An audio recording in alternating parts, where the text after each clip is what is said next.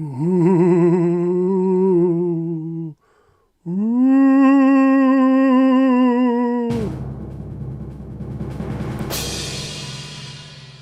Good evening. Hey, everybody. Welcome. Welcome to the electric car hangout. Just a little Halloween weirdness for you. So, welcome. Happy Halloween coming up. And I'll turn on some extra lights here so you can see. Ooh. Chilling. Even more chilling now. Hi, welcome. It's been a long time, but I hope everyone's doing well, and my hair looks like a haystack, and I apologize. I apologize for the thin blonde guy mustache that I'm working on to work with my daughter's Halloween costume. So, if nothing else is scary, then this is definitely scary. But welcome. Thanks for coming along. Dusty, thanks for the super chat. If you can see the mustache through the stream quality, this is it so far. And Todd, hello. Steve, good evening. Welcome. I just finished watching Steve's live stream from, well, I guess they don't know the name yet. It's either Between Two Chargers or Coast to Coast EV, I believe are the two options of what they're calling their fortnightly live stream. I think that's accurate. Correct me if I'm wrong, Steve. But really good topics there, talking about electric vehicle charging rollout. We're going to talk a little bit about that here too. And I just saw, as I was about to start the stream, that it seems like Ford has announced that they have an agreement with the United Auto Workers, and so we'll get more details on that hopefully in the future, probably tomorrow or tonight. And so that'd be good if the strikes can be ending, and so looking forward to that. Tonight, last time we did this about a month ago, it was all about the book review. Walter Isaacson's book on Elon Musk had just come out, so I read it and wanted to do a pretty thorough book review. I don't like to talk too much about Elon and thoughts about him on the live stream. It's not really what I'm interested in. But that one was very Elon heavy, very Tesla heavy. So today we're going to do something completely different, and we're going to talk about some of the Drive Electric events that happen. I'm going to give you little teasers and clips. There's a video I just realized tonight as I was putting these clips together that I never actually produced. That's I'll explain a little bit more in the future. And then some stuff on the Magic Dock. We had the Magic Dock party event last Tuesday, and that went really well. I've got a video coming out. It's been a busy couple weeks, and so hopefully I'll get that out tomorrow or Friday. And then we'll talk about some new EA stations that came online in Minnesota last week, and then some of the Circle K stuff going on too. So also want to hear anybody's questions, thoughts, comments on Toyota joining NACS, North American Charging Standard, with their vehicles. And like Steve was talking about on their podcast, they're going to have solid state any minute now, so does it even matter? So this is going to be a little free form. You can tell I'm taking it very seriously tonight. And so I've got some fun clips, and we'll look at some different things online for the other charging networks. So welcome. Thanks for joining. Again, if you have any topics or things you want to cover, if your mustache is speaking to you, then leave its comments in the chat as well. Steve says, great, now sell those lightnings and put these demand headlines to bed. Yeah, I think if they can get back to the business of building and selling the lightnings, that would be great. It'll be interesting now if the strike truly is over, if some of those news stories we were hearing that they're going to slow down lightning production. I don't know if it was technically lightning production or if it was more like the battery factories were going to slow down, or the ramp to build those factories was going to slow down. So I think hopefully some of that stuff was gamesmanship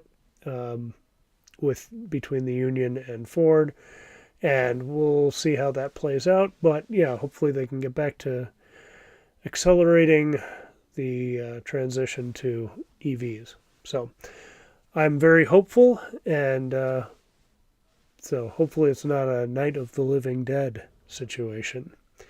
I'm also going to try to throw in as many Halloween puns as I can think of, so prepare yourself for your doom. Anyway, so first I wanted to cover Drive Electric Week has now passed several weeks ago now, but I wanted to show you a couple clips I threw together, kind of promoting it that week. I never put it on YouTube. I just put it on Facebook and things. And then some of the videos that came out of that, some of the time lapses, and talk about different things we saw. So this first one is going to be like pre-taped audio, and we'll show you. And that wasn't good English. That didn't even make sense. This first one's got canned audio, and then when we go to the other clips, I'll jump back in live here. So that's how you do a live stream. Here we go. Hey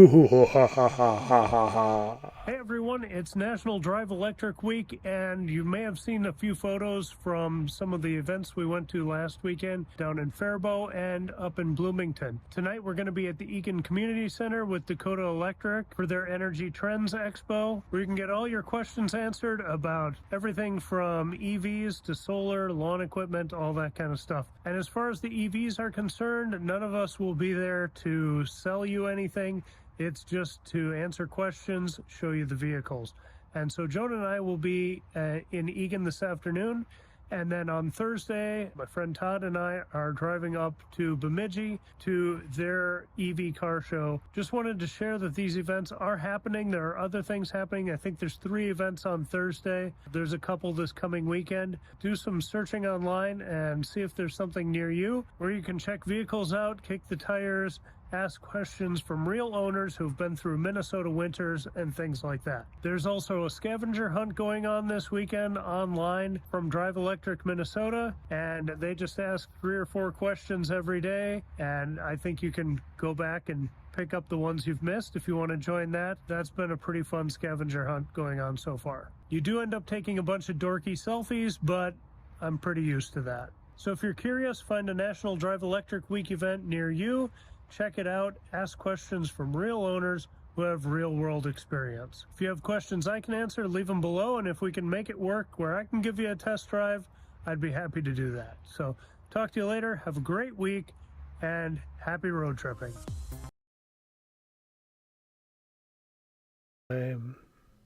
All right, mute button is off now. And this was the Dakota Electric event I was going to that evening. And you can see we had a Bright Drop van pull in. And a friend of mine, John, owns that. He was the first one outside of Amazon to buy one personally.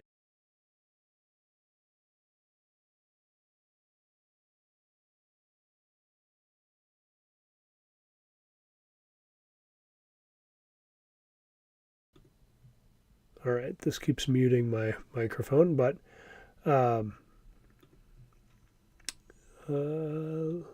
So I'm going to have this loop for a second. So you can see the Bright Drop van. I did get some clips of it, but it was mostly Joan exploring in there. So would love to do an interview with John and talk about, he's now driven it, I think, to Arizona. I don't know if they've come back or if they're staying in Arizona, but yeah, that's his personal Bright Drop van. And it's pretty cool, pretty big. He says he can get good mileage out of it if he goes about 50 miles an hour or 55. Yeah, just kind of interesting.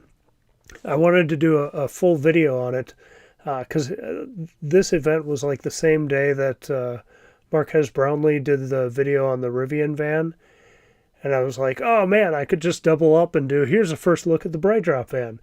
But just didn't have the time or resources while he was there to do a full video on it. But hope to soon.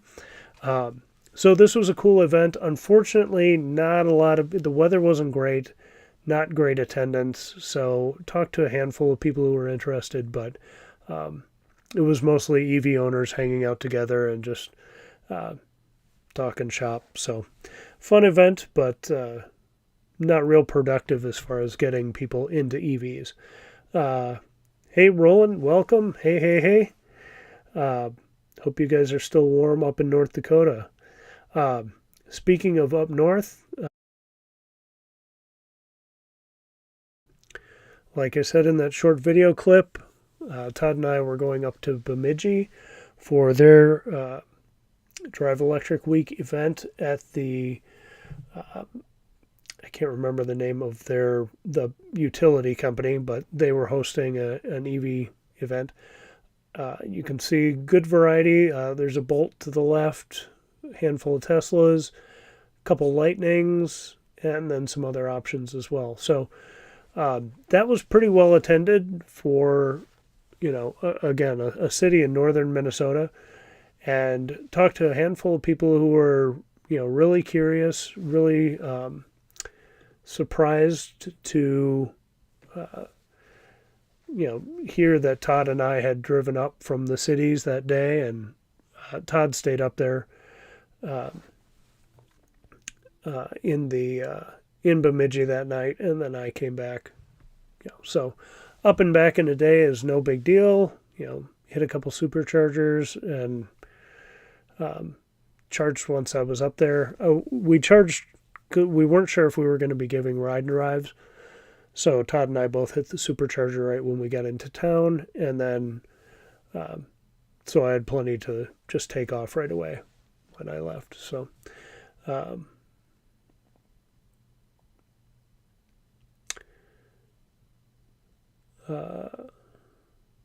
Steve says the only time I've seen the Z600, two of them were hogging chargers in Tennessee. I'm assuming that's in reference to the Bright Drop vans. Yeah, if they're taking up public charging, that might be a problem. Obviously, was an issue in Tennessee, but if they can charge at hubs or, in their locations, then it'll be a lot easier for people to get used to. So fun event up in Bemidji. Like I said, this had more curious public, but it also had more skeptical public. You can kind of see the crowd thins out here after a little bit. Right here, I know we've watched this a couple times, but they had a stage presentation off to the left, kind of behind this white Tesla toward the left of your screen. And so they did some owner interviews and asked, frequently asked questions, asked about range, winter. Obviously in Bemidji, winter concerns are huge. So I thought that was a really good aspect to the event. It was a little, I guess we got a chance to eat, but it was a little boring for the people showing cars, because then everybody went and sat and watched the presentation. But good stuff there. They had some lawn equipment, other things. I'm working on a video about this because as I was driving up, I realized 4 years ago I think it was 2019, I went up to this same event and I did a video on that. So I want to compare and contrast the two videos, or the two, well, charging situations, the different vehicles, and the differences in the events. And I put this video together, or these segments together, and then kind of forgot about them with other projects. So need to get back and publish this full video. And then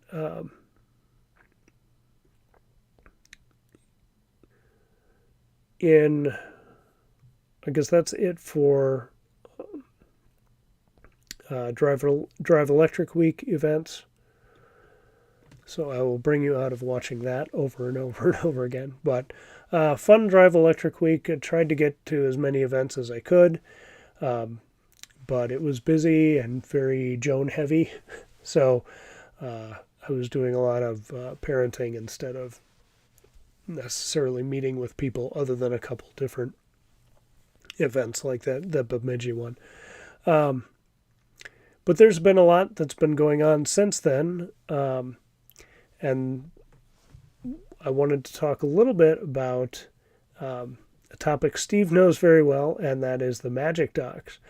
And so Minnesota now has, if I can show.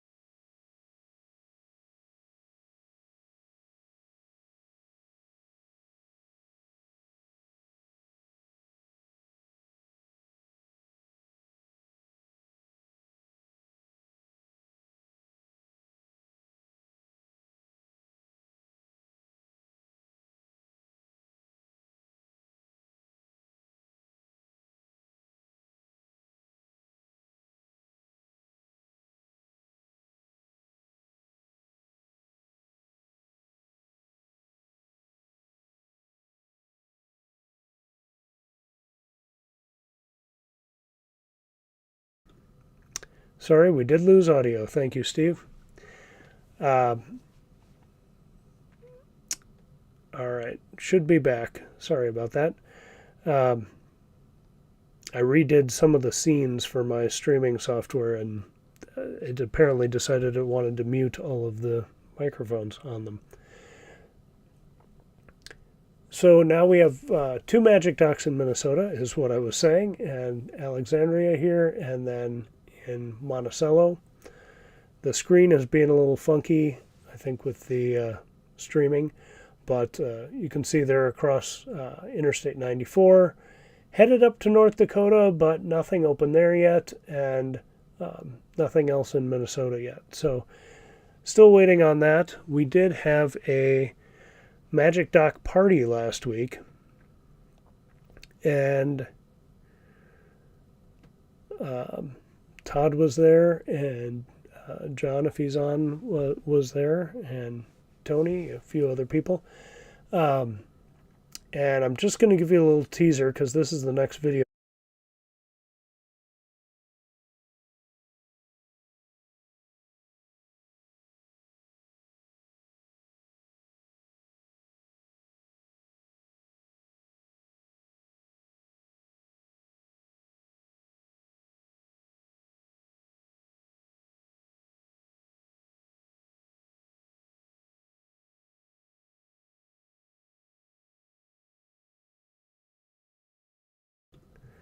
Sorry, audio gone again. That is super frustrating. So we will...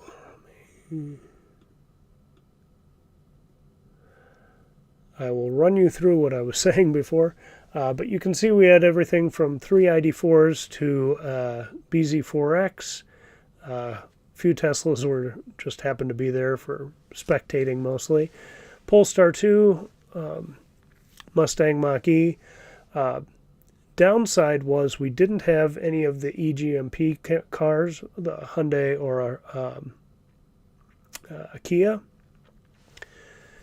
And yeah, Steve, I was just saying that when I realized it was being muted, is that, yeah, I shared this video, and obviously some of them aren't plugged in, some of them are, in non-charging spaces, all that kind of stuff.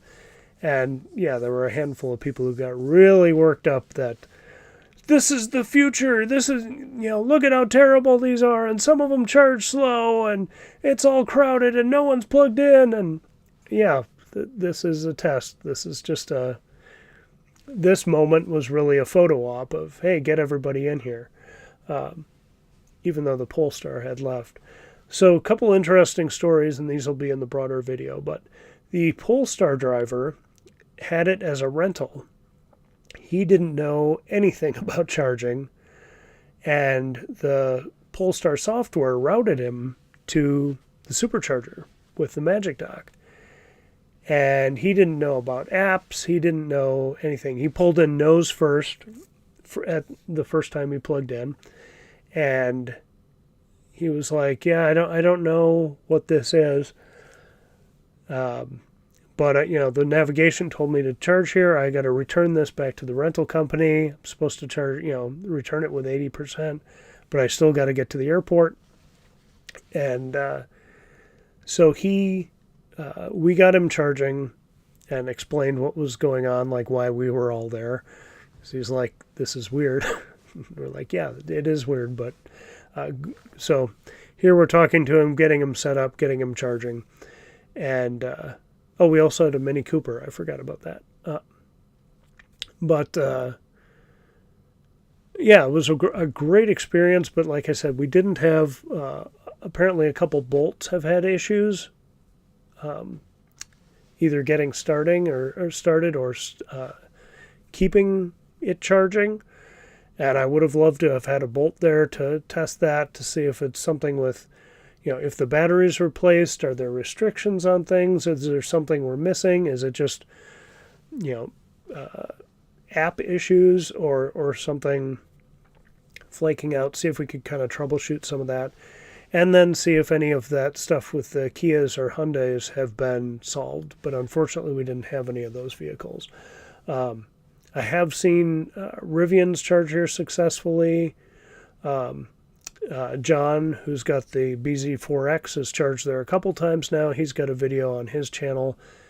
I can't remember the name of it. It might be like John 1701A or something like that, whatever the Star Trek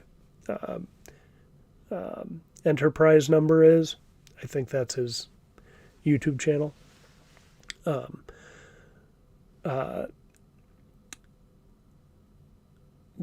BZ4X did not have any issues once he got it started. He had a couple issues with with it not initializing, and he thinks it was because he didn't have any issues the first time. On his channel, I think he set it up in the app and then ran out of time because he had to move closer, and so he had to start it a second time. And then when we were there, his phone was apparently trying to connect to a different Wi-Fi network, and so he thinks it was dropping because of that. But once he got it charging, he didn't have any issues. I started the Polestar, and after I selected, start charging, it said connection error. So I backed up, reselected the post, and we plugged him in, and it worked fine. But I did see that, quick connection error message, but it just made me jump back a screen. But I think everybody got a charge.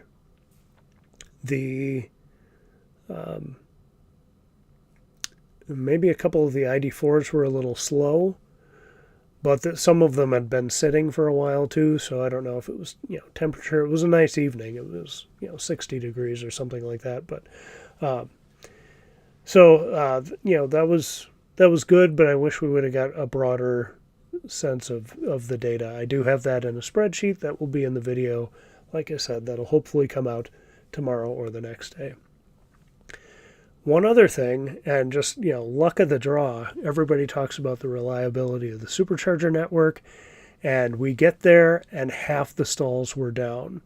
So the cabinet 1 stalls, all these on this end we're seeing now, those 4 pedestals were all offline. And I'm like, oh great, here we go. We got a bunch of people coming to charge their non-Teslas, and then half of the stations aren't working, and what if a bunch of Teslas come, and then we're blocking them, and who really needs a charge, and it's going to be a fiasco. It all worked out fine, but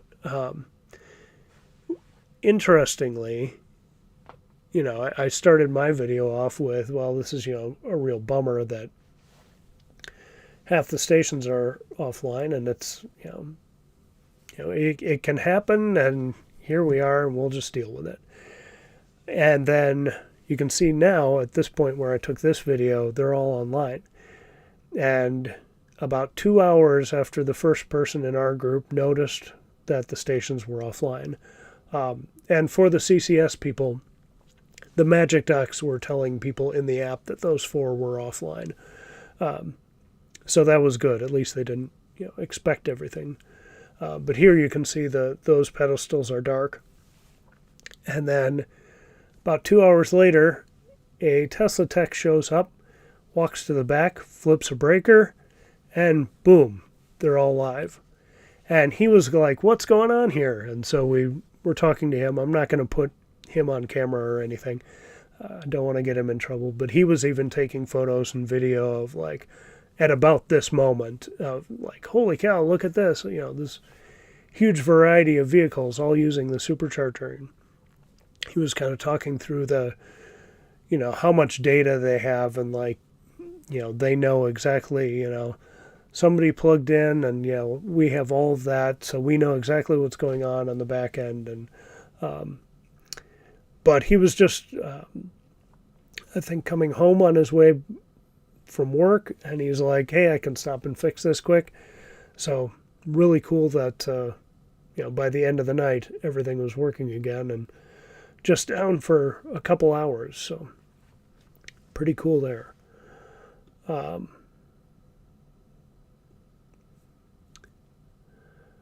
Yeah, so great night. Again, video should be coming tomorrow. I had some projects last week that kind of pushed me behind, but hang on a second.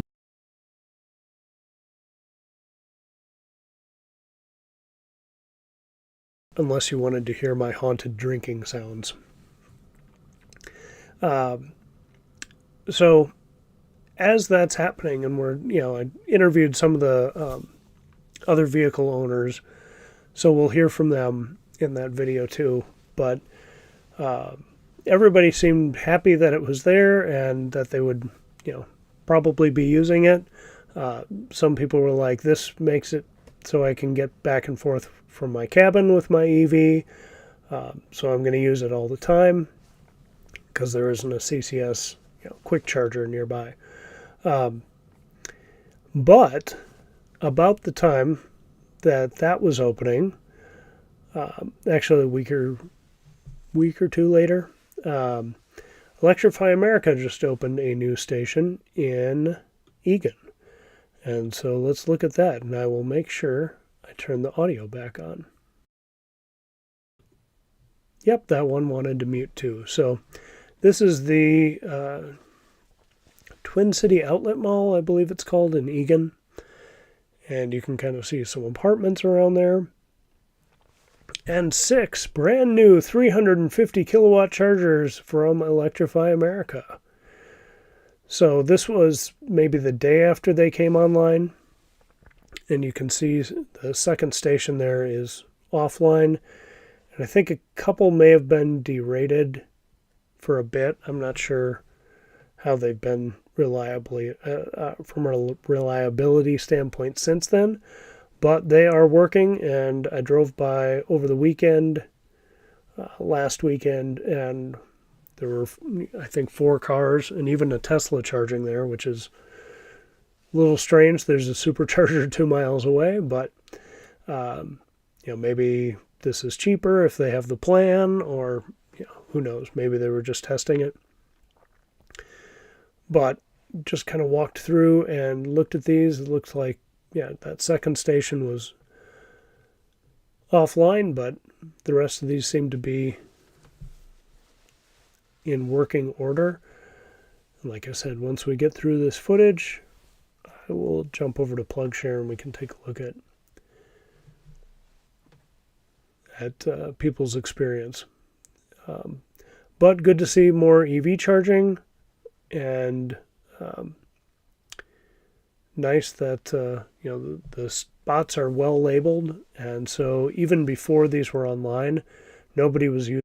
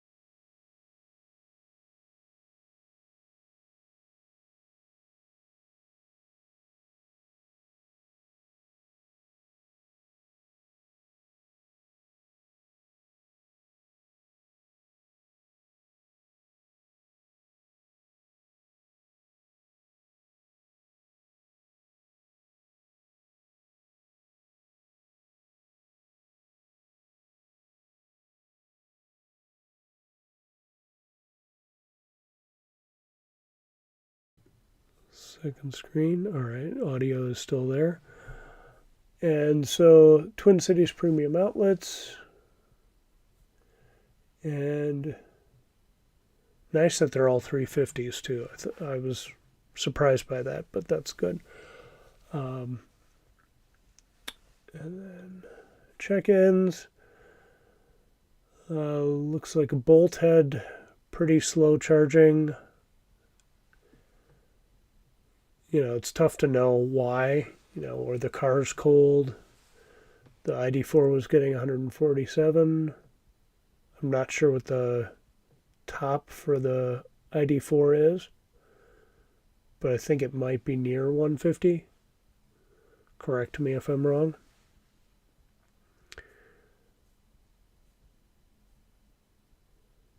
Is my audio not working?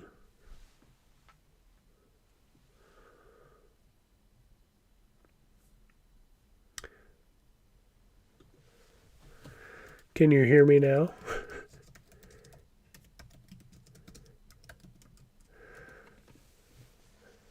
Check, check. The delay is... it looks like I have audio on my end, so if I don't, let me know.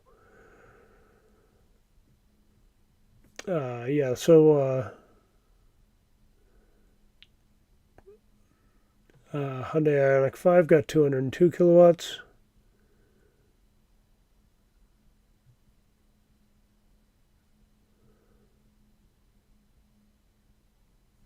So it looks like they're not getting 350, but 238 is pretty good. That might have been on the car end.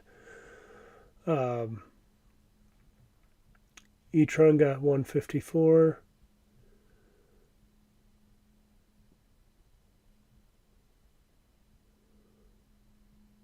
So it looks like people are having pretty good luck.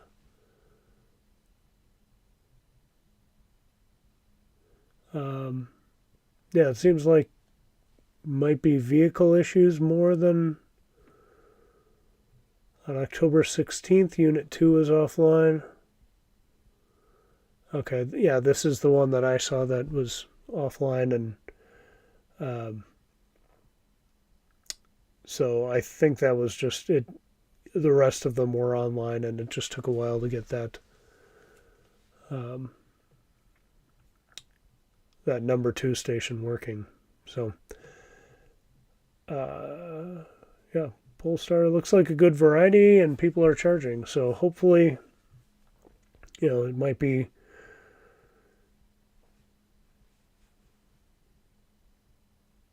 Oh, Ioniq 5 won't go much beyond 240. Okay. So there again, that might be part of that education piece of um, where uh, people see 350 and expect they're going to get 350 on a bolt or something that can't actually handle it. While we're here, let's take a look at Monticello and see how the supercharger's been doing. 'Cause I never think to look at this for supercharge. Um, so 97 kilowatts max. I think the max we saw the night we were doing Magic Dock testing was 144 on the um, that may have been on the Polestar and on the uh, Audi e-tron. Again, I'd have to look back at that data to find out for sure. But so we've got Kia ID4 says their best speed so far was 88 kilowatts. Bolt couldn't activate. This was on the 22nd. Unable to fast charge. Use standard cord. That's an interesting message. I'm not sure. That might be. That's the kind of thing I was hoping we could troubleshoot. Like, is that something on the car's end, or is there a message in the app saying there's a problem, or what could it be? This bolt seemed to charge okay. So the 17th was the date of our event. So Paige was one of the people with her Mini Cooper. She was able to get 47. I think 50 is the top for the Mini Cooper. So she was pretty happy with it. So a couple Lightnings have used it. So looks like it's doing all right. But that'll be interesting to see if this was just Leonard's Chevy Bolt or if it was, if it's a broader Bolt problem. But nice to see that the Kia EV6 was able to charge. 97 kilowatts isn't great, but it's better than a sharp stick in your eye or something. So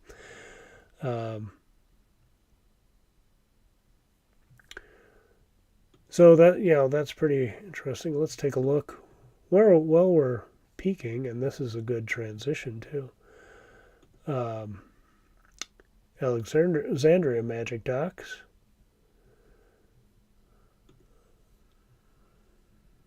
EV6 Lightning got 137. Yeah, all of these things, definitely with the Magic Docks, you want to make sure you download the app and put a payment method in beforehand. Dealing with that in a parking lot is a pain in the butt. Volkswagen ID4. Michael's just excited that the Magic Docks are getting closer to South Dakota.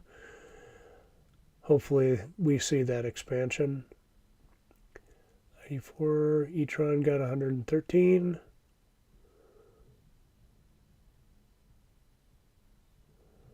And then a bunch of Teslas before this opens to Magic Dock. So it looks like pretty good success in Alexandria. That's good to see.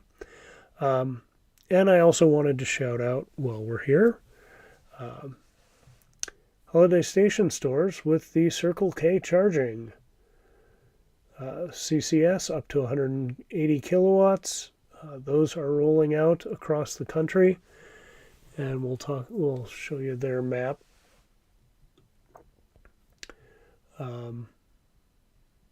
But looks like positive charges, decent speeds, good variety of vehicles. Credit card reader didn't work, but It was on the 15th. It'd be interesting to see if that's been addressed.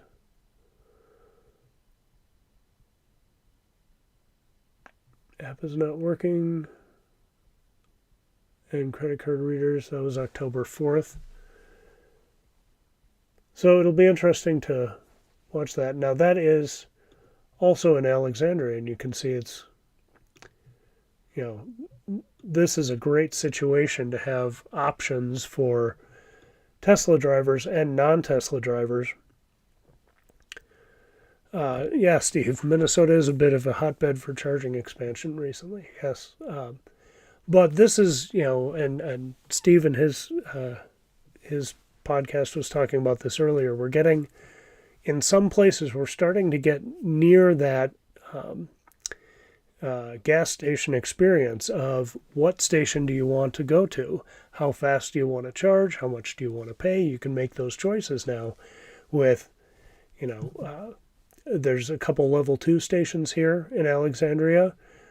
At the Target, there's also 8 superchargers with Magic Docks now, so CCS people have that option, or they can go over to Holiday Station and charge at the Circle K.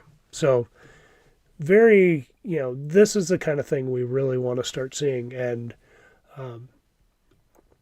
great that Circle K is really taking the bull by the horns here and just kind of filling out their map seemingly from nowhere.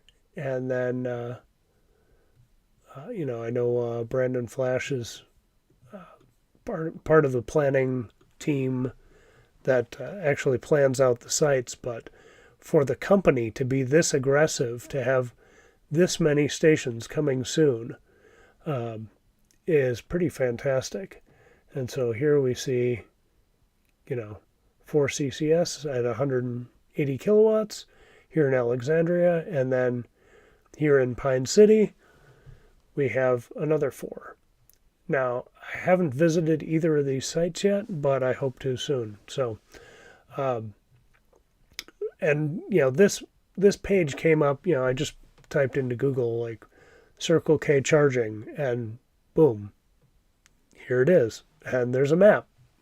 And you can see where they're coming, and it's just very simple, but download our app. Here's how you do it.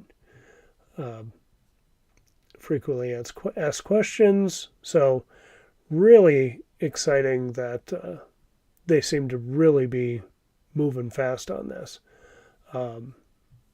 It'll be interesting to see what other companies and other places open up with.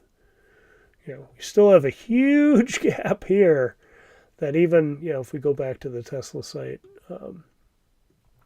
there's still just the main highways. And it would be great to get more, somebody was commenting on one of my videos, you should go to Aberdeen and, see if we can find a charge there. And I think there is some slower charging there, so you could get out if you got in there, but still places to fill in. So,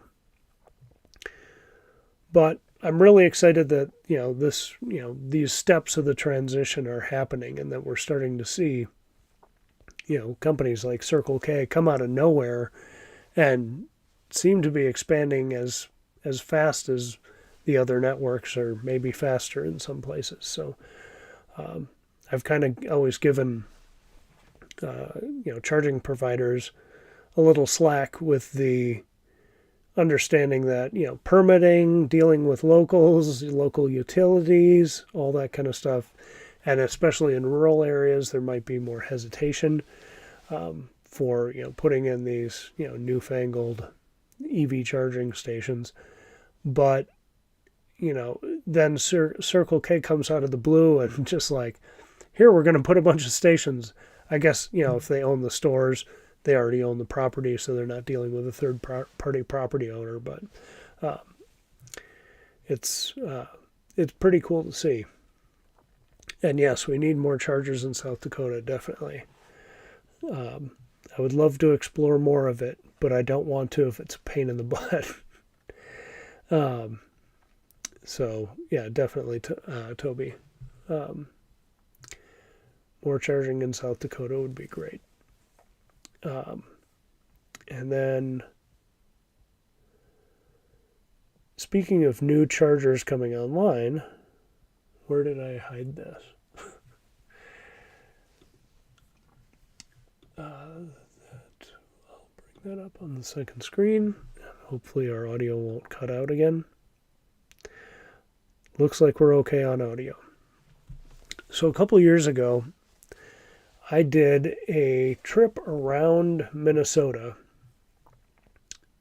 where I basically looped the state, and I called it the Supercharger Roundup, and went down across I-90, up 29 here, up the west side of the state, to Grand Forks, then Bemidji, came back over to Duluth, because that was the farthest north supercharger at the time, and then back down to the Twin Cities.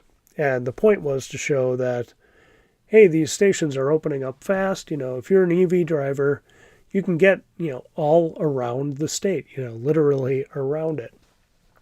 And then, let's see if I can...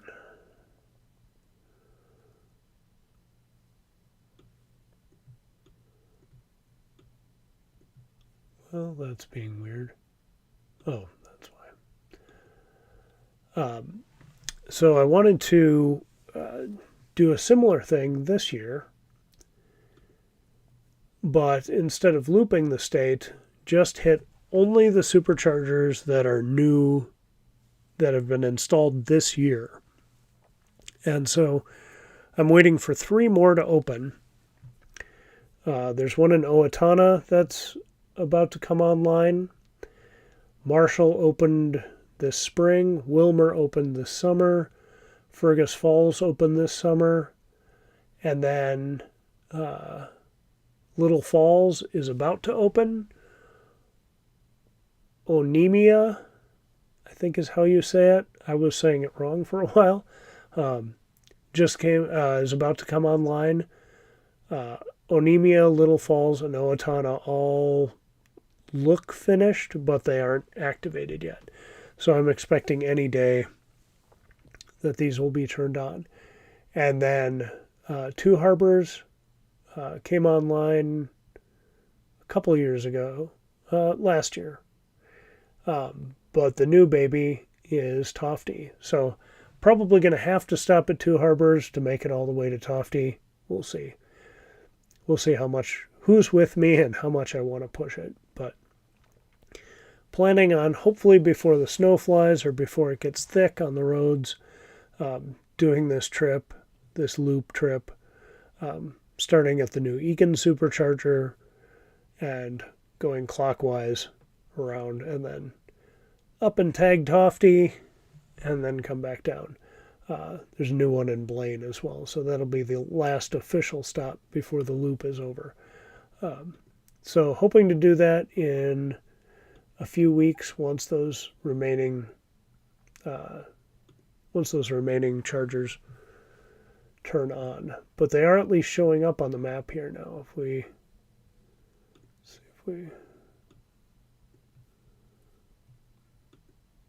close that, you can see, okay, still, as of tonight, still only 2 Magic Dock stations. I'm hoping Two Harbors here and Tofty both become Magic Dock stations. The tech we talked to at Monticello, I don't think gave any clear tips, but he did say that he was the one who installed the Magic Docks here, and he is working at other sites. So without spilling the beans, I think we are going to get more. It's just a matter of what that timing is. But here you can see Owatonna, supposed to open in Q3, still waiting there. Little Falls was a Q4. Onemia, I want to say Onemia, but Onemia? Onamia. Anyway, I'm never going to get that completely right, but maybe when I'm there I can ask a local how they say it. But, we're just seeing, as I zoom around here, the Twin Cities fill in, and then we're seeing, this secondary ring get built out, and then, this tertiary ring be built out, and then, some of these have been here for a while, but, we're just knocking off the spots that need charging. Could use more here, but this is a lot of woods, so not a lot of traffic. But if Ely, Virginia, or Little Falls,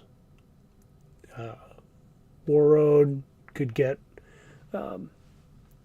some fast charging, that would be fantastic.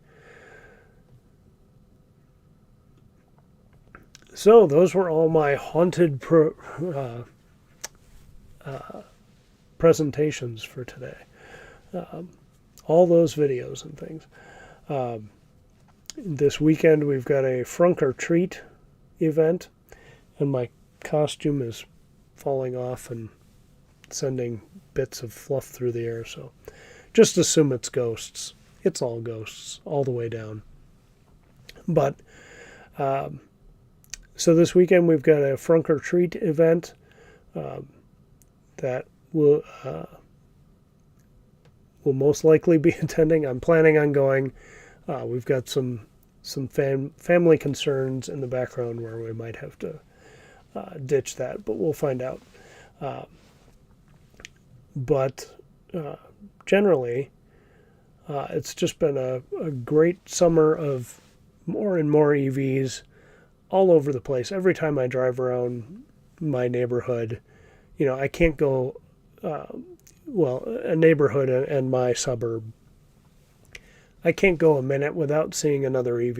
And it's getting more, obviously there are a lot of Teslas, but there's also Ioniq 5s showing up, more Mustang Mach-E's, and it's not the typical, mid-40s guy driving them like you would expect.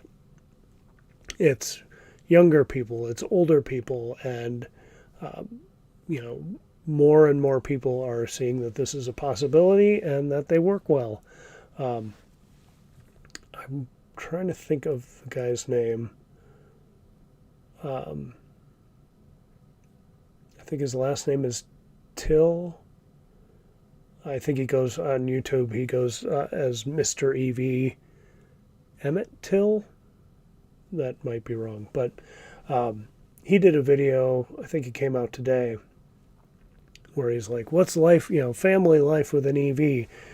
And it's he and his wife sitting down at the dinner table, just discussing like, well, how do we use our EV? And she's like, well, we go to the shops, we do the school run, we do the, occasionally we go up to this town or this, we do, these different trips. And so he's got B-roll of, them going to the shops and them doing Andrew Till, thank you. And, it's just the everyday stuff. And the conclusion is his wife just saying, like, I don't even know why you're doing this video. It's just a car. And, that is, if you can charge at home and, if you have reliable fast charging where you usually travel, there's really no sacrifice, really. And you can, the vehicles are still more expensive generally, but, you can save money on electricity, if you have off-peak metering and different things like that. So it just seems like more and more are coming out, more and more are showing up on the roads, and it's happening. And so that's exciting. I've talked to a few different friends who are like, yeah, well, we're not ready yet, but, I'm thinking when my next car goes, and, I was talking to somebody who's got a big SUV, and they're like, "Well, there isn't anything like this yet." And I said, "Well, right now there's the Rivian R1S, and then EV9 looks like it's going to be pretty big, and there are going to be more of these. I don't think he's going to get a Hummer, but more options make more people aware. Hopefully more and more dealers get on board with selling them.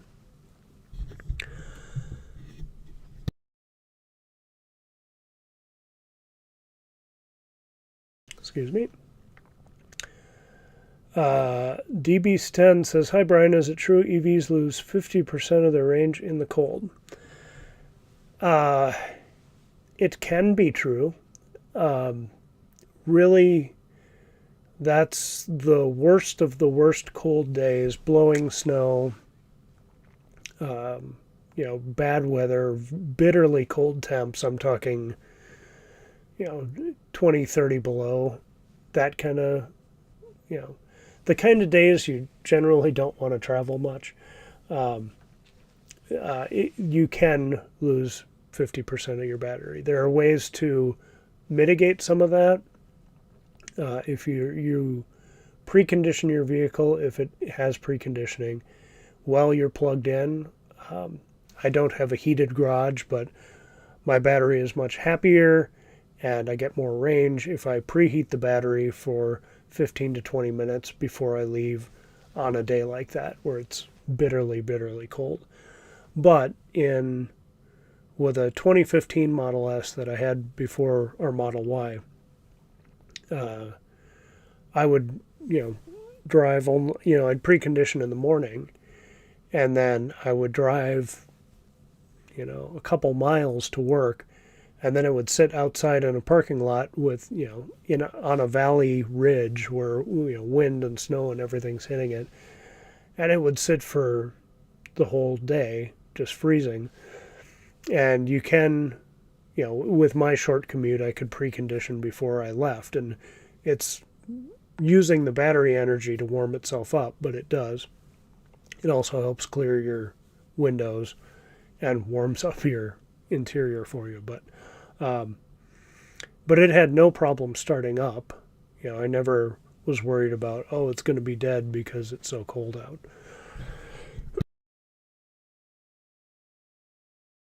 Generally in the winter, I would say through most of the winter, you're going to lose 20% of what you would get in the summer. In the colder months, when you have cold snaps, it's usually more like 30%. And then, those bitter, awful days, with bad weather, then, you're going to see more like 50%. But that's very rare. And we actually started a road trip a couple years ago now on one of those days where it was, 30 below and just bitter, bitter cold.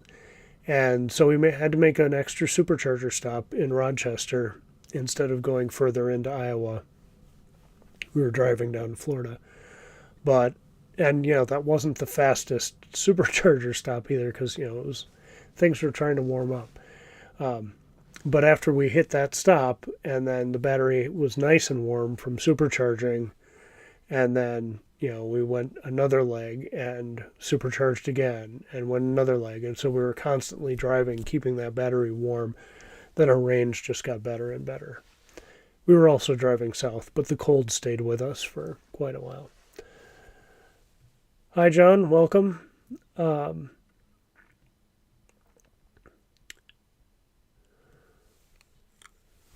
With a heat pump, you lose 20%. Thermal heater, you might lose more. I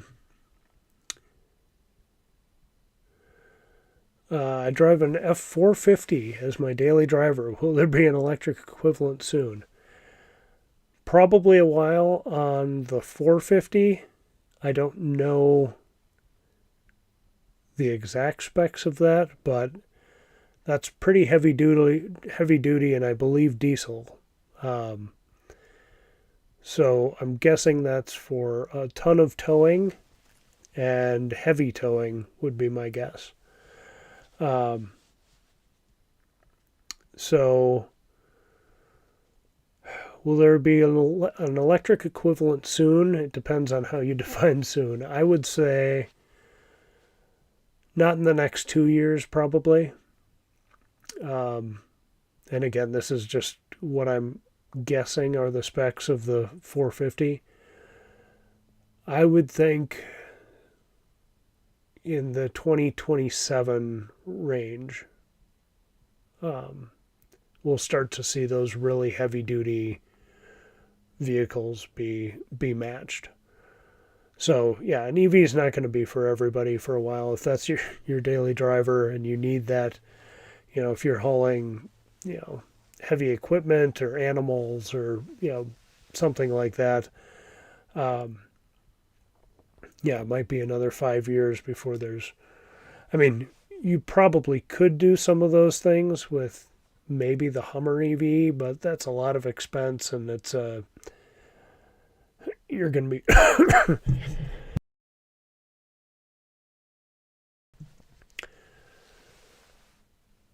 Yeah, I think -10 in towing on an EV that's out today.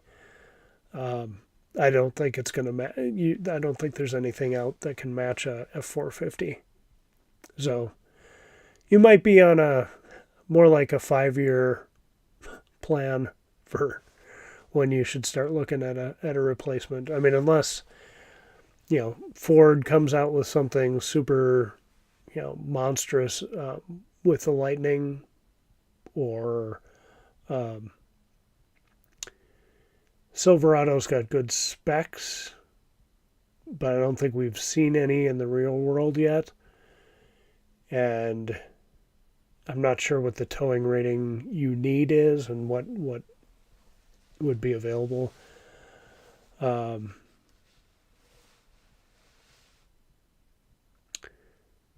yeah, the 450 is almost like a semi. So if you can get your hands on a Tesla semi, um, and they roll out chargers for that, that would be able to do what a F450 can do. But yeah, I think it's going to be a while before anything like that is electric. But that's okay, because you know switching to electric, for some things might never happen.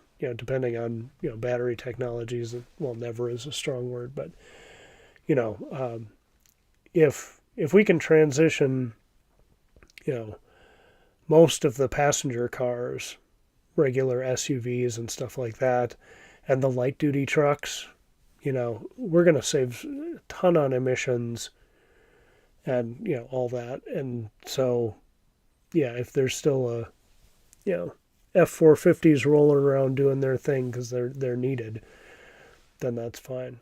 Um, um, do I actually think it's coming though? Yes, I do, but I think it'll be toward the end of the decade. Um, I think Tesla, Volvo, and um, Daimler maybe. There are a handful of people who are working on like big semis, EV semis. Um, Once they figure that out, then it's just a matter of making something that's in between. And once there are chargers out, because you're going to want something like the semi charger that's going to be like a megawatt charger. Because if you have a giant vehicle with a ton of power and a giant battery in it, you're going to want to still fast charge it. Um, and so it's going to be a few years before mega chargers are out there, other than in like Pepsi hubs and different places like that. So I think we've got probably 5 years before we start seeing them, and then something like a 450, and then I think it'll probably, I would say like 2030, they'll be around and available. Um, that's a rough guess. Um, John Magic Duck video should be coming out tomorrow or Friday, depending on how fast I can edit tomorrow. Um, Steve says we have to convert the soccer moms and local commuters before the heavy duty diesel trucks. Yeah.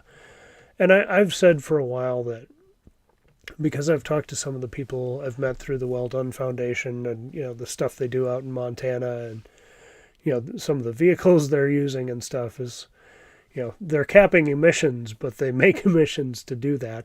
It's a net positive, but, some of those trucks out there are pretty beefy. And, but even when I drive by the ranches and farms out there, they'll have, maybe, 2 or 3 pickup trucks, and then they'll have a sedan, like a, just like K car for running into town that's cheaper to run. And, just, it doesn't do the big field work. It might run and drop supplies or, go get parts or something, but it's not doing the hauling. It's you know, the go to town and not spend a ton on fuel vehicle.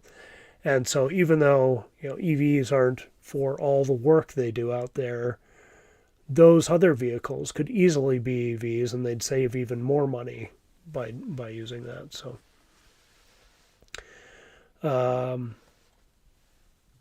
I am on Dakota Electric time of use. Yeah, so I charge overnight for 7.2 cents a kilowatt hour. John had a handyman at his house yesterday. Noticed he had 2 chargers on his wall.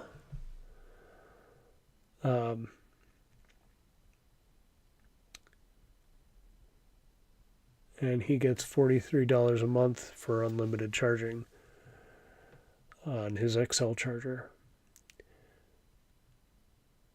Yeah, charging something the size of an F450 would suck right now.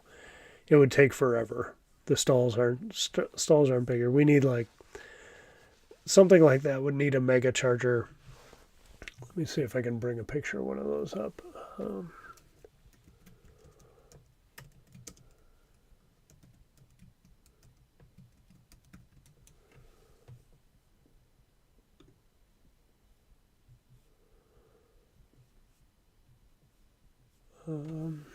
Yeah, I found an article from Electrek about it. So you can see, the size of that charger is significantly bigger. The handle is pretty monstrous too. And so they are putting them in, but in places like, Pepsi's hub.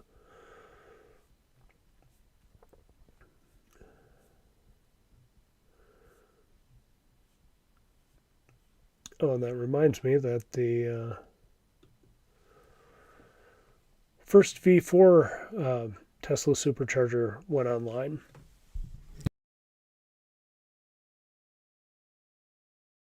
And that looks about the same, but it is considerably smaller. And John, thank you for the super sticker.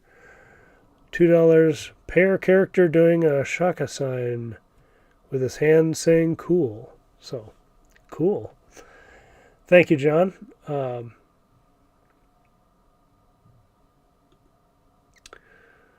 Let's see. My average electric bill right now is $80. Would charging my F450 at home dramatically increase my bill?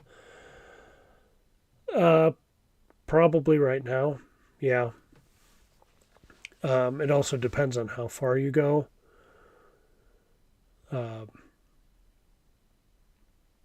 Yeah, that's something that's going to have to.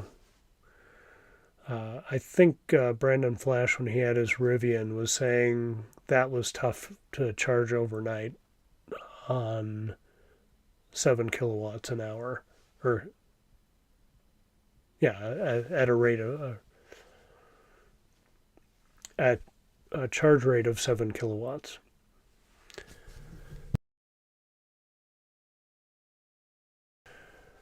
So yeah, something that, let's say a 450 would have to have at least a two, at least oh, 450 might have to have like a 400 kilowatt hour pack. Um, so yeah, I don't know. I mean, that's one of those things that, with it coming in the future, we'll have to see where energy prices are, how energy generation is, how peak demand is. Um, for it might not be, you might get, overnight.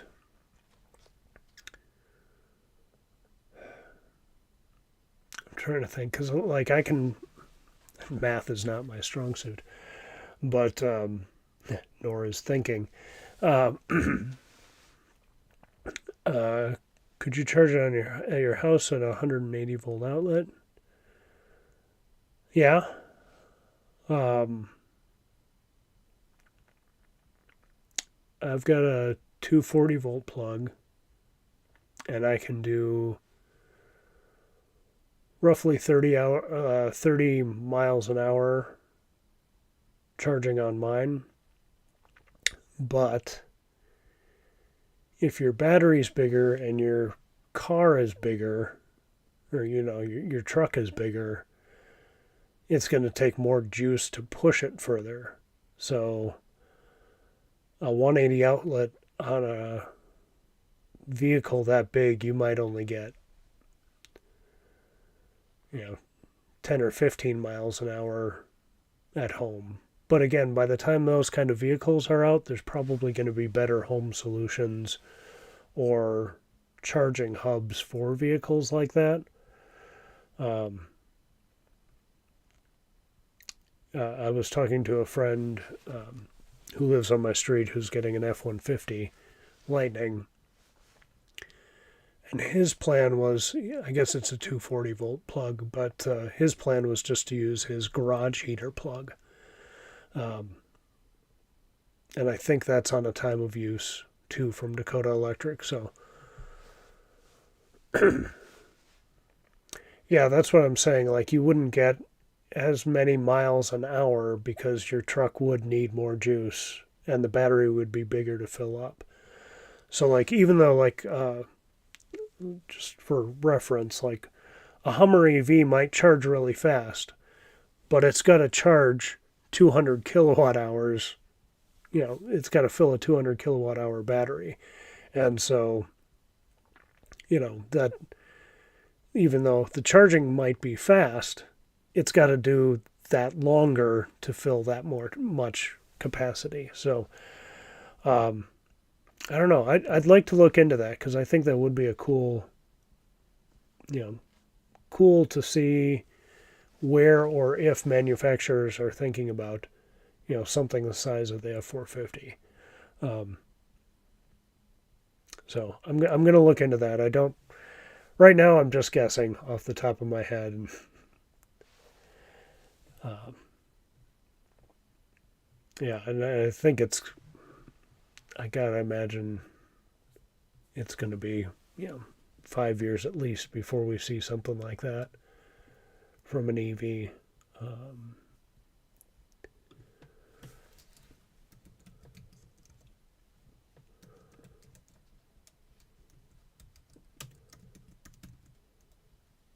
thrill as I type.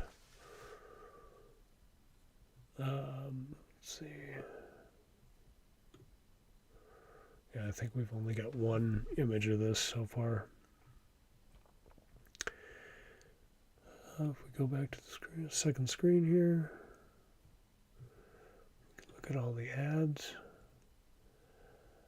So the first Tesla V4 supercharger goes live. Let's see. Here is Tesla's post on X. And so you can kind of see the cabinets here are similar to that semi cabinet. This is not a good picture of them. I mean, it's a good promo picture for Tesla, but it doesn't show the stalls really well.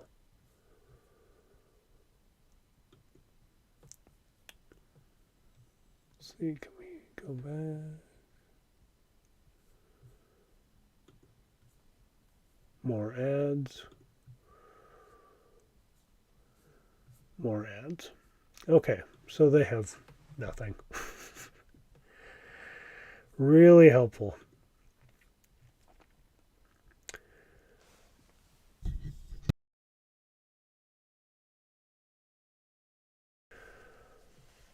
Let's see.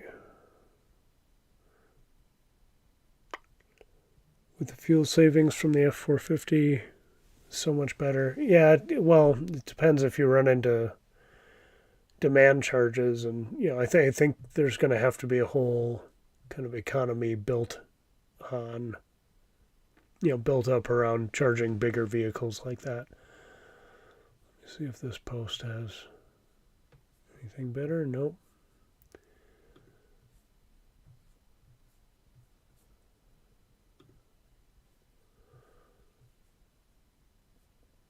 Here we can see.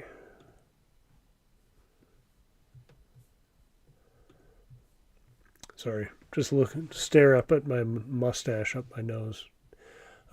Here you can see a little bit better vision of what these look like, the V4 stations. So, like I said, similar to the semi-chargers, but smaller. And I can't remember what they're supposed to max out at, 350 kilowatts, but I don't think any of them do yet. But still, nice to see those are starting to roll out in the U.S. Would RVs ever go electric, or are they just too big? So there is, kind of like the Tesla Semi I was talking about. People want to build RVs out of that, but that again will be a couple years away. There is a company called Lightship, I want to say.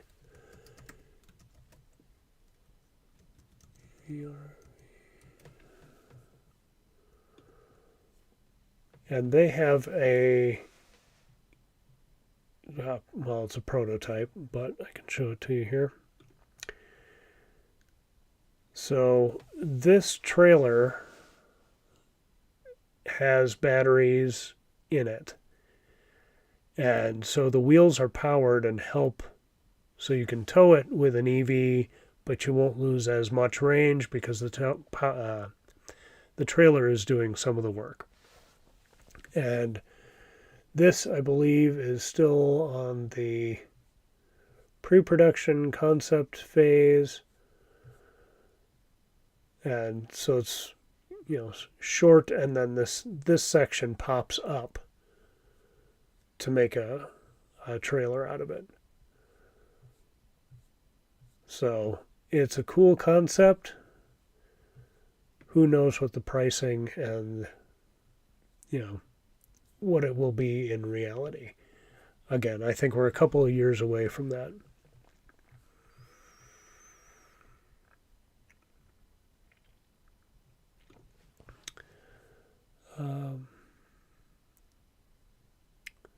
To precondition when not connected to a charger, do you turn on climate and defrost? Yes. And then it'll warm everything up, assuming you're about to go.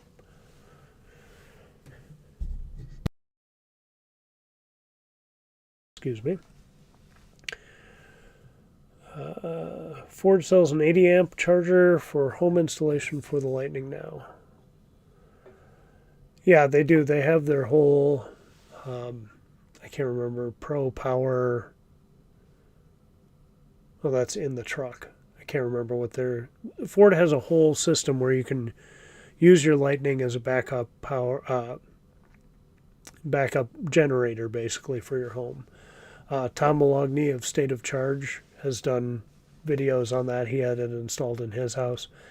It's pretty expensive, but I think you can install just the charger, and so that would, that would help. Does the V4 have the Magic Dock? I believe so. I haven't seen anyone actually use it yet, but I think all the V4 stations in the US are supposed to be, to my knowledge, have the V4 have the Magic Dock built in, and they've got a card reader and a little screen.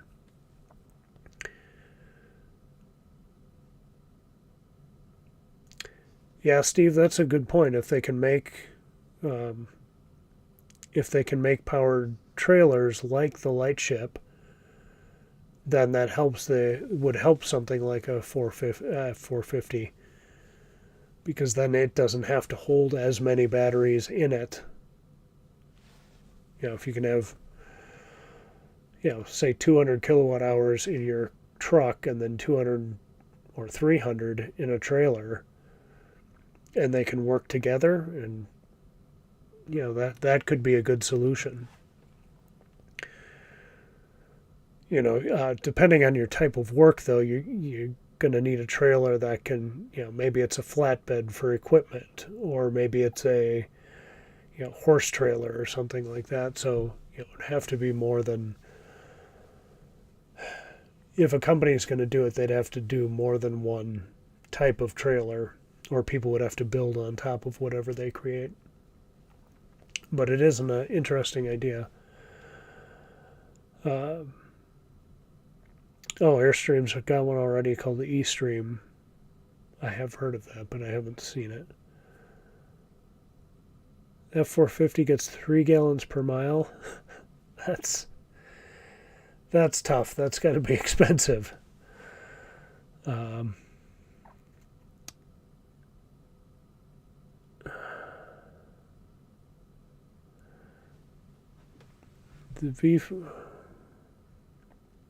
V4 in Sparks, Nevada looks like it doesn't have Magic Dock yet. Well, it would be built into the cabinet because it's part of the side.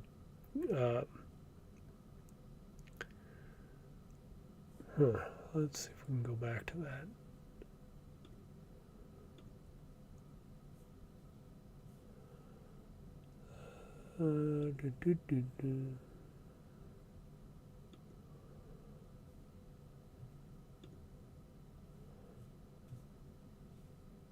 Yeah, I can show you what I'm looking at. On the Tesla photo, this would be the side where you wouldn't see it. So let's look at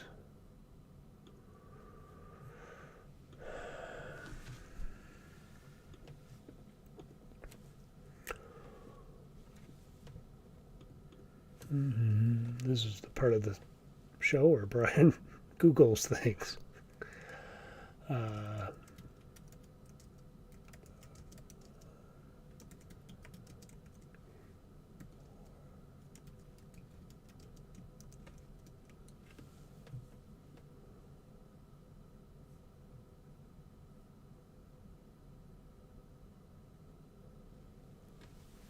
Let's see.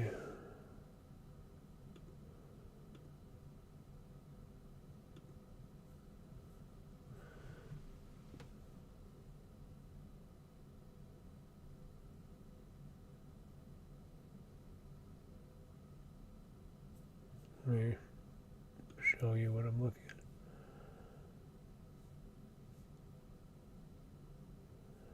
However, one of the main points of the new V4 dispensers is to conveniently handle non-Tesla EVs as well. This is why the stalls are equipped with an integrated CCS1 adapter and a credit card reader, small display, and longer cable. The site in Nevada is not yet visible among superchargers available to non-Tesla EVs, which suggests that the opening is still ahead of us.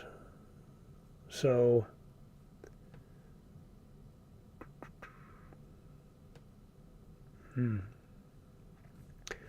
So what we need is somebody to go drive out there right now and take a look and see if they're there and just not switched on. And we could also go to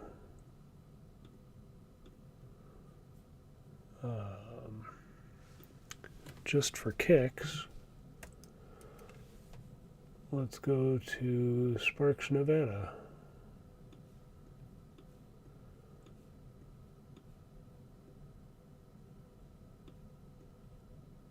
It would help if I knew where Sparks, Nevada is. Were you guys not seeing that other page? Sorry if you weren't. Let's see.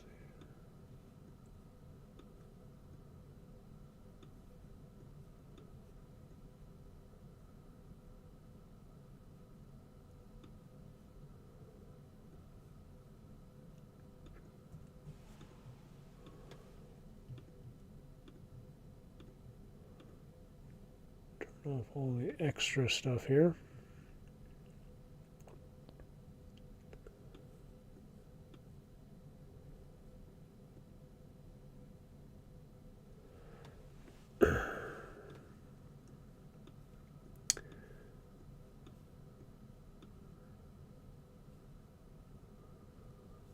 If anyone knows where Sparks, Nevada is, feel free to throw it in the chat.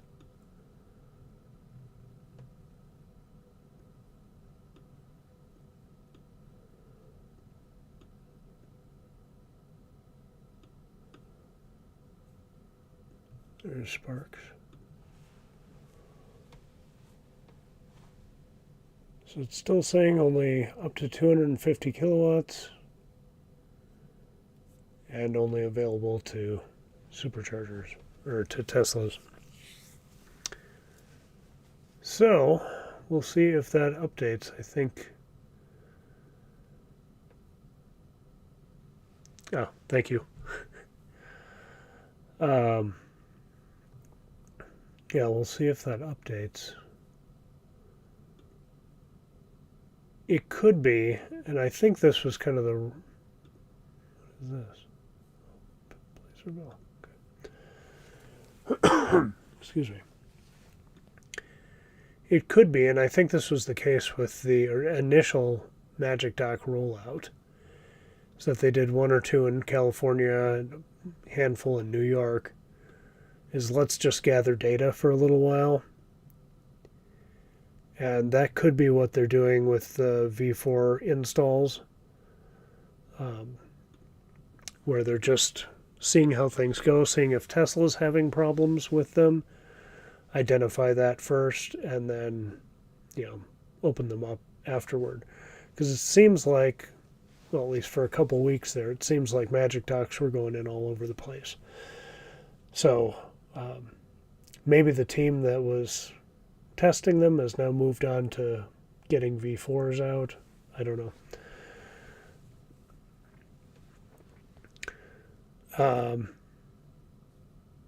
Yeah, Tesla's thankfully more people than just Elon, but I totally understand having issues with him, and I do too sometimes. So waiting on your Lordstown truck. I'm not sure if they're still in business. I think they may have gone bankrupt or close to it or had to reorganize or something. So you might be waiting a while on that. You might have a replacement for your 450 before the Lordstown gets delivered. But, yeah, I'm not sure what their status is. I haven't heard anything in the last month or so. But we are nearing 11, and unless anyone else has any other topics they want to cover or anything, I'm going to sign out. I'm going to do that, my next priority after getting off this live stream will be Steve, this will not end well. I'm assuming he's talking to the Lordstown about the Lordstown truck delivery, but he could also be, referring to this live stream. So, if anybody has any other topics or things they'd like to cover or discuss, feel free to add that to the chat now. But my next thing coming out will be that Magic Dock video, sharing the data from the vehicles we had there and the different owners' experiences. It's not going to be too long. I wasn't able to shoot too much B-roll because I was just talking to people the whole time. So it's a fun event, but good info, and should have that done either tomorrow afternoon or Friday morning. So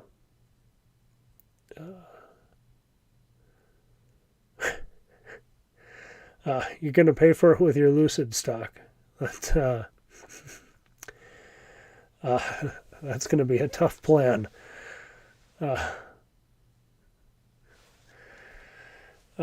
Good luck with all of that. So again, look for the Magic Dock thing.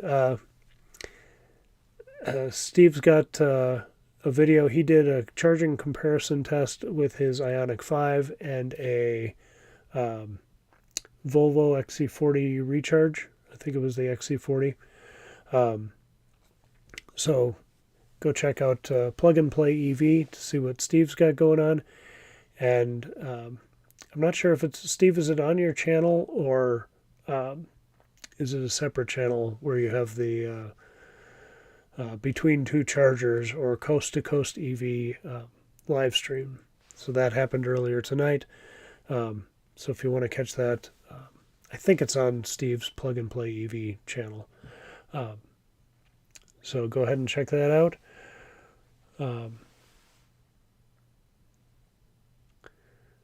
Probably lots of GM, Ford. Yeah, that's the problem with executives is some of them aren't always fantastic, or they look great on TV or whatever, and then you learn more about them and they're not what you would necessarily hope. But that's a topic for another night, and since I spent the last live stream talking about Elon and the book, I will give that a pass for the evening.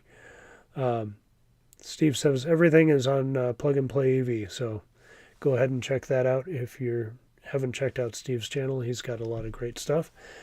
And that was interesting charging videos. So, and he also had a trip up to the mountains with the Volvo too. So, and I think one more video is coming about that. But check out his channel, subscribe. You'll see all the stuff. John, it's Plug and Play EV. So,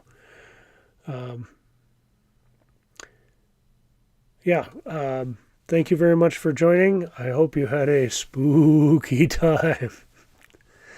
Sorry for that stupid intro, but I hope someone laughed at least. Next live stream should be, just check the calendar here. If I can find how numbers work.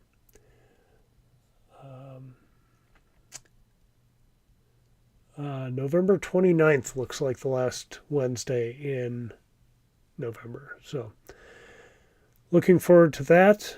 There will be, I'm sure, lots more to talk about, and hopefully by then I've done that second tour around Minnesota with all the chargers that have just come online this year. So excited for that. There's a few of them I haven't been to yet. So looking forward to that trip whenever that happens. But I'll let you know. And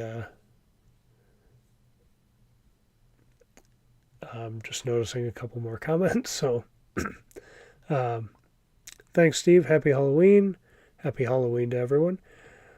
Just went on the Tesla app and tried to do the charge a non-Tesla and tried to see if there was a Magic Dock in the V4 in Reno, and it does not show on the map. Okay. So yeah, they might just be testing for a few days, give it a week or so, and I'm sure it'll be all over social media the second, somebody with a non-Tesla can charge there, and we'll all learn about it at once. So, thank you. Have a great night. Happy Halloween. Thanks for joining. I appreciate people hanging out, and we'll see you next time. Look for that magic duck video coming in the next couple days. Thank you. Good night. Happy Halloween. Oh, wait. The end scene.